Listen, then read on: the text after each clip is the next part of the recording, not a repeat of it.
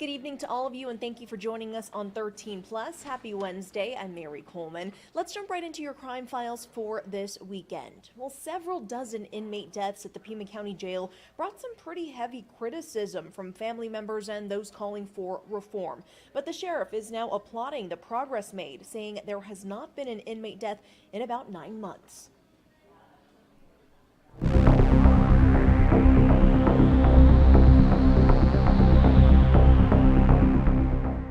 We are at a crisis. This is not at an edge where we're about to be in a crisis. Today, we are in a crisis. That was Pima County Sheriff Chris Nanos in April of last year when the jail was seeing multiple inmate deaths, many from fentanyl overdoses. According to the Pima County Office of the Medical Examiner, 39 people died inside the jail or shortly after being freed from 2022 to September of 2023. But almost 6 months into 2024, PCSD has yet to see an in-custody death. So what has changed? When we speak specifically of death, and I think about all the things we implemented, all the cost measures, all the technology and all those things, I now look back and go, you know what it really was? Was our staffing. We need more bodies, because if you have more bodies, you have more eyes, you have more hands-on, you have more feet to be able to get there quicker. Sheriff Nanos says following the string of deaths, additional equipment and drug-sniffing dogs were brought in to help. But he quickly realized while those things helped with prevention, it wasn't exactly the answer. I'm responsible for watching you 24/7. And if I've got one CO working 2 pods, and he's supposed to make his rounds every 15, 20 minutes, that's all he's got time to do.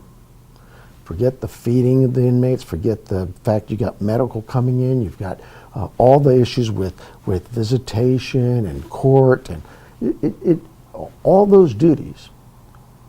I just have to make my rounds every 15 minutes. You can't do it. And the sheriff says now staffing numbers at the jail are where they should be. But the battle isn't over for PCSD, as now the focus shifts to making sure there are enough deputies to handle community calls. My staffing levels are at 1,497 if I have everybody here. And I would tell you that if I had 1,497 bodies, we've never been that low in probably 20 years. So our population and our service, our calls for service, the demands for service have certainly increased, but our staffing has reduced tremendously, been reduced. And I think the national model says we should be about 1.7, 1.6 per 1,000 residents, and we're not even close.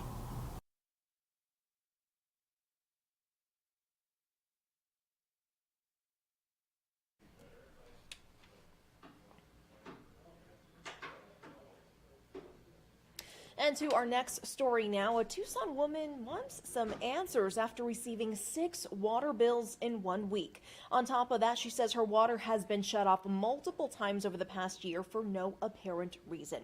13 News reporter Rebecca Taylor looks into what's being done about it and helps her get a resolution.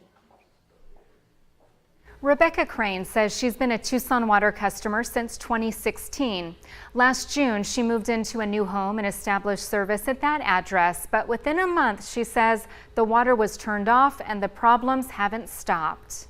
Yeah, it's extremely frustrating. Crane is a mother of 3. She says technicians with Tucson Water have come out 4 times to investigate and test the meters, but they still haven't gotten it right. And it's not fair. I shouldn't have to be made to feel worried about losing my water with 3 kids that need to take baths. In addition, Crane says her bills don't add up. I went to go pay my bill on February 18th-ish, and all of a sudden I had a credit for $331.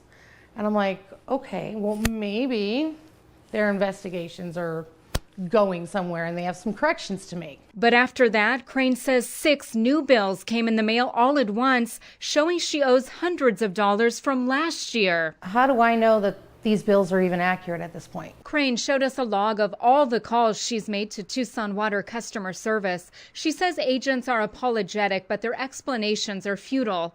One even said her account both started and ended in July 1993 when she was 12 years old. And I'm like, that's funny because Pima County records show 2 homes sit on the east side lot.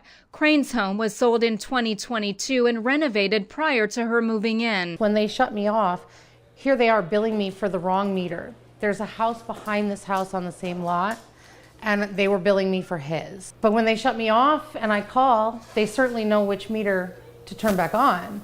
So how come they can't get the billing right? So she reached out to 13 News. We pressed Tucson Water for answers and provided them her stack of recent bills. A spokesperson for Tucson Water tells us the property had issues with unit numbers and other circumstances leading to extra bills, but they wouldn't share specifics for privacy reasons. In a statement, we're told Tucson Water cares about its customers. We're glad the customer brought it to our attention. We're working with Ms. Crane to get it resolved. You can't blame my landlord for purchasing a home and doing what he wants with it. You can only blame the Tucson Water. Crane tells us she loves her rental home and the landlord treats her family well. Leadership at Tucson Water are working with her to determine the correct balance and ensure mix-ups are corrected. Meantime, if you are having trouble paying your bill, Tucson Water can help with a payment plan. We've linked the information on our website, KOLD.com. For 13 Plus, I'm Rebecca Taylor.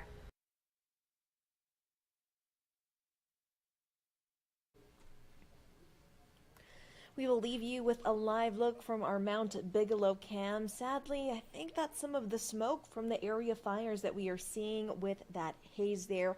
We are sending our best to our first responders who are working to get those fires under control. You can watch us on 13 News Live at 10 for the latest on those fires and the latest on your weather. Have a great Wednesday evening, and we'll see you soon.